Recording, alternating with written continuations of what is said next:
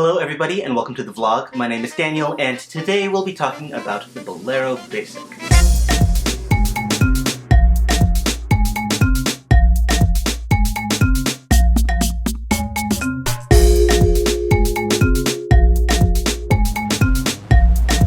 So for the keen-eyed among you, you might notice that I'm in a different location. That's because I moved into a new place in Medford, which is everything I ever wanted it to be, and I'm also staying up in Boston for the rest of the summer to prepare for my next comprehensive exam and also private tutoring. What that means is I'm not home to practice with Nicole this summer, so we're trying to make it work, we'll see what happens. But for now, life is going well, we're practicing on our own, and we're gearing up for the big competitions of the fall, DCDI and BADC. But rather than focusing on smooth, I wanted to talk about a dance that has been coming up more and more in conversation with my friends recently. The Bolero. Ah, Bolero, the lovable black sheep of the rhythm family. In the Bolero, we get these expressive, smooth-like actions. Lots of upper body and expansion and contraction. And in terms of leg action, we get this really pronounced depth in the knee that we don't get in the other rhythm dances. Now, in my opinion, Bolero is one of the most difficult rhythm dances to master simply because it requires so much precision and so much control. And a lot of the Boleros that you're going to see, from syllabus all the way into the open ranks, lack that precision and that control. What you see is a lot of wobbling, a lot of flatness, a lot of two-dimensionality. Today's vlog aims at investigating some of the reasons for that wobbliness and that two-dimensionality, and offers my own interpretation of the Bolero Basic based on the lessons and the classes that I've taken to give some more stability and some more three-dimensionality to the Bolero. Based on my own personal experience with the Bolero, the wobbliness and the two-dimensionality come from three different factors. First of all, a lack of activation of the core. Like any of the other ballroom dances, all action begins with the core. Your leg action, your arm action, your head and your neck action all originate from your center of gravity. So that's something to be aware of at all times. The second factor is a lack of connection with the floor through the feet. If you were to keep a piece of paper on the floor, between the floor and your feet, as you travel throughout the Bolero, would the paper travel with your feet, or would it be left in the same place? With your feet, you need to treat the floor as though it's a beach, and you're tracing letters and symbols into the sand with your feet. If you're constantly lifting your feet and placing them, you're not going to be able to do that. The third reason, and I think the biggest reason for instability and two-dimensionality in the Bolero, is the fallacy of rise and fall. Rise and fall is a term that originates with our ballroom dances, and it tells us a few key things that we're supposed to be doing, namely with our feet. We need to get to a rise, get to the ball of our foot on a certain count. We need to get to a flat foot at a certain count. Rise and fall in the Bolero, however, is a fallacy.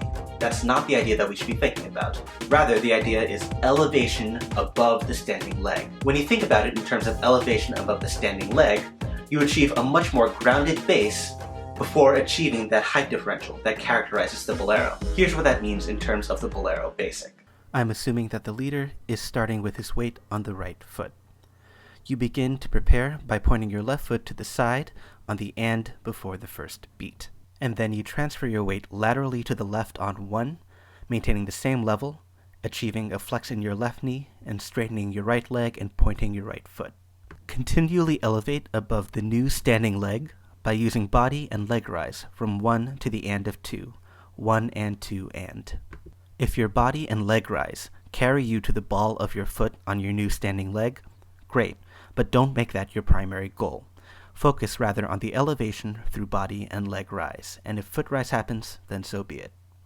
On 3, step slightly back onto your right foot and settle your weight. Thighs pressed together, left leg pointed forward, and your foot pointed forward as well. Transfer your weight forward on 4.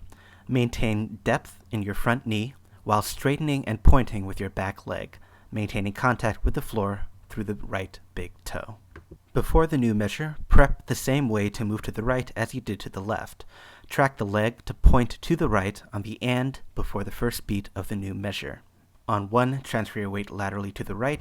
From 1 to the and of 2, continually elevate above the new standing leg by using body and leg rise, and if foot rise happens, so be it. On 3, step slightly forward onto your left foot and settle your weight. As you're settling down, prep your right leg by straightening and pointing backward. It's the opposite of the back break that happened on the first half. On 4, transfer your weight backward, and with an entire basic complete, prepare to do another one. And now with counts. Prepping on and 1 and 2 and 3 and 4 and 1 and 2 and 3 and 4 and 1 and 2 and 3 and 4 and 1 and 2 and 3 and 4 and. And now for a side view.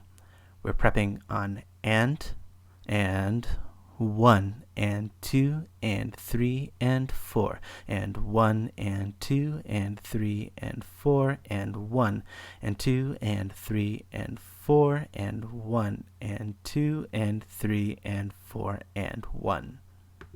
By using this action, our Bolero Basic becomes something more like a wave that crests and troughs, rather than a roller coaster that gets to the peak and then plummets.